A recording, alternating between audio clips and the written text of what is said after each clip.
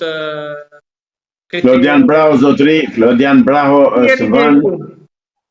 Dua të besoj atë që tha Pullumpillinci, që do vëm atë tha një komunista që vetë komunisti të arrestoj komunistët.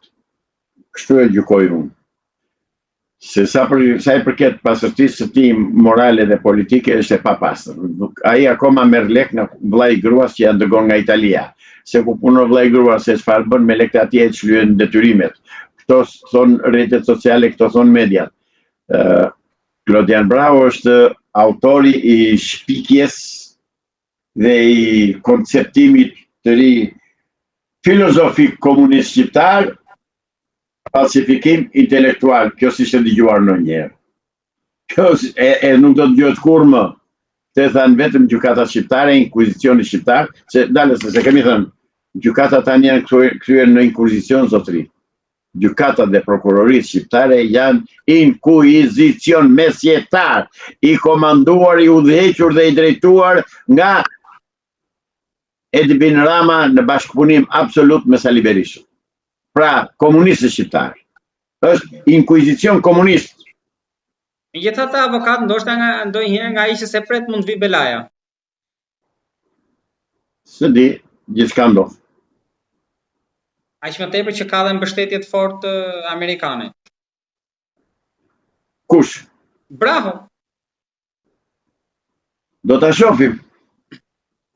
Unë nuk e besoj fare, unë e di që si korruptuar. Ky vit do bëj nuk e di. Është i komanduar, ai zbaton urdhrat. Prova skemi për këtë fjalë korruptuar.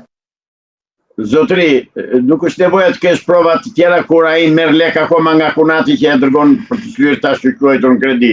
Se vjedhja me shkëlqyer, larja me shkëlqyer e parave të gjyqtarëve dhe prokurorëve shqiptarë është marrja e kredive. Ç'bëjnë? Kanë miliona që i kanë marrë, kanë vjedhur nëpërmjet avokatëve nga klientë shqiptarë që u vënë të bëjnë gjyqe, dhe ç'bëjnë? Marrin kredi për të thënë që ja unë kam të shtëpi, po e kam marrë me kredi. Dhe ai parat e kredis i ka çluar me kohë, se i ka në shtëpi, po thjesht i merr për të thënë që ja e bëra me kredi. Pra, korrupsioni është në drejtësi, zotëri. Korrupsionin e ban në këmbë drejtësia. Korrupsionin e ushqen drejtësia dhe korrupsionin e nxit drejtësia. Kështu. Avokat, para disa muajsh, ndoshta para një viti ne flisim kur do ndodhin arrestimet, me ditë, me javë apo me muaj. Pra ajo që zihente, vlonte në Tiranë që po përgatiteshin urdhër arrestet.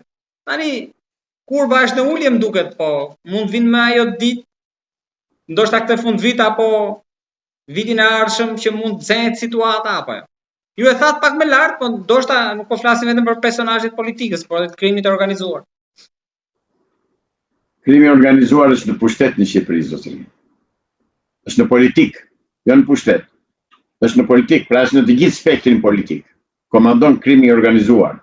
Ata kriminalët i komandojnë zgjedhjet, ata vendosin kush do bëhet deputet, kush do bëhet këshilltar, kush do bëhet kryetar bashkie, ata vendosin kush do shkojë prokurore, gjyqtar, janë ata, kemi në pushtet, nuk ka në gjë të re këtu. Avokat, ju ka bërë përshtypje që ka qarkulluar një video ditë e fundit e të ndjerit Kastriot Miftare që parashikonte atë që pra disa vite më parë, atë që do ndodhe me Metën, me Berishën. Kastriot Miftare ka pasur informacione të jashtëzakonshme nga përtej oqeanit. Dhe ato që kanë thënë nuk janë në një filozofi. Ai thjesht ka transmetuar informacionin që i ka marrë që andej.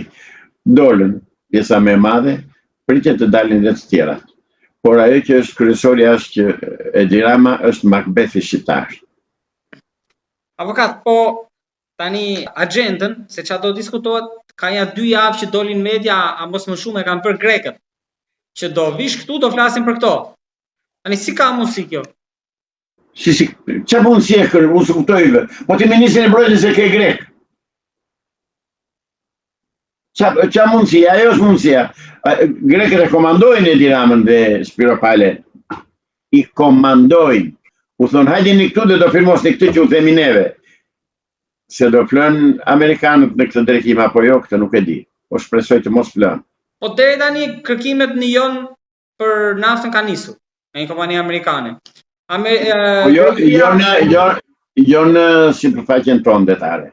S'është është ndarë në Moskva, nëse kemi ndarë, kufiri s'ka vajnë në Hag.